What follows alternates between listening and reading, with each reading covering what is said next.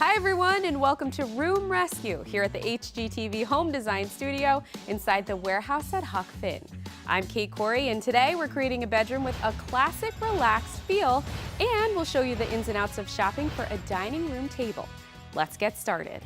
We're going to start today with a good look at our room in need of rescue. And joining me now is our own personal design consultant, Harley.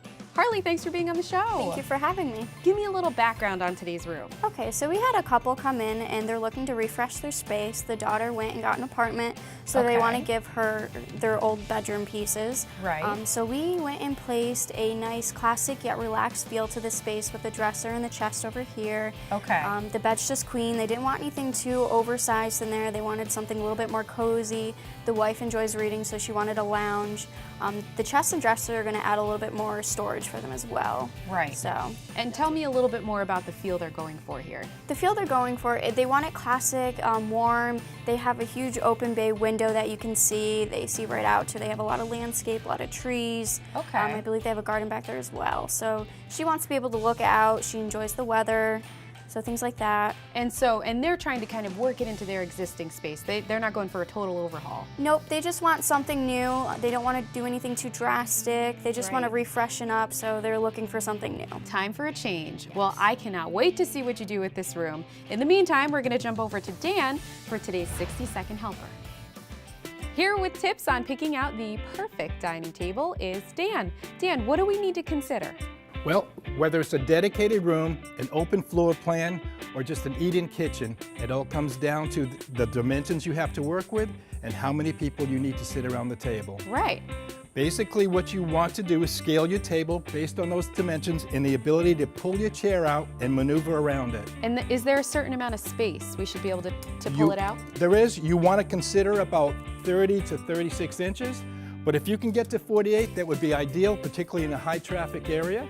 And how about the top, our actual table?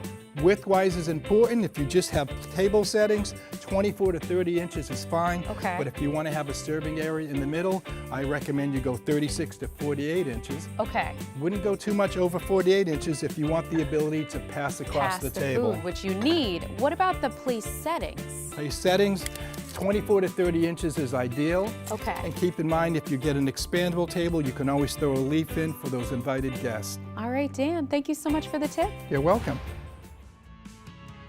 It's time now for the moment we have all been waiting for, the big reveal. Harley is back. Harley, tell me what you've done with this room. So we took the Chateau Collection, which was inspired by the American Empire with a Louis Philippe touch. Okay. You can really see it in the large hexagon pilaster post and the turn post bottom as well. Right. Which the elegant top rail reflects over into the mirror top, and then you have the diamond match veneers on top of the dresser where you can really see the artisan work come over. It's like a reflection. It mirrors itself on there. Beautiful. And so this is French inspired. It is. It's definitely French inspired. It has the soft face frame to the dresser and the nightstands and the chest as well. Okay. They have glides and things like that that make it very structural and definitely going to hold up for a very long time. You can really see it in the mirror too. It kind of brings the pieces together with the French feel into the room. And your nightstands are not perfectly matching. They're not. I've never seen that before, but I really like that. Yeah, it adds a little bit more style to the room, gives a little bit more texture, a separation and feel as well. Let's talk about the lounge. I love the lounge that you added in. The lounge is a great piece. It really, once you walk into the room, it gives you that cozy feel. You can snuggle right into it, grab a book and a blanket and read. She really liked that for being able to look out her window. Let's talk about the color. So we added bright colors, we added orange and blue. We really wanted it to pop and bring something out into the room for them, especially with the pictures. We wanted to grab everything and make it work together. And you did a great job. You carried it all the way across the room. And again, you went with the nice warm wood color as well. Yes, the warm wood colors, definitely they wanted something cozy for themselves. Harley, I am so impressed with the work you did today. Thank you so much for rescuing this room. Thank you. It was a lot of fun. I really enjoyed it. If you have a design problem you'd like solved, submit your photos and room questions at huckfinswarehouse.com. That does it for today's episode of Room Rescue here at the HGTV Home Design Studio inside the warehouse at Huck. Thank you for watching. We'll see you next week.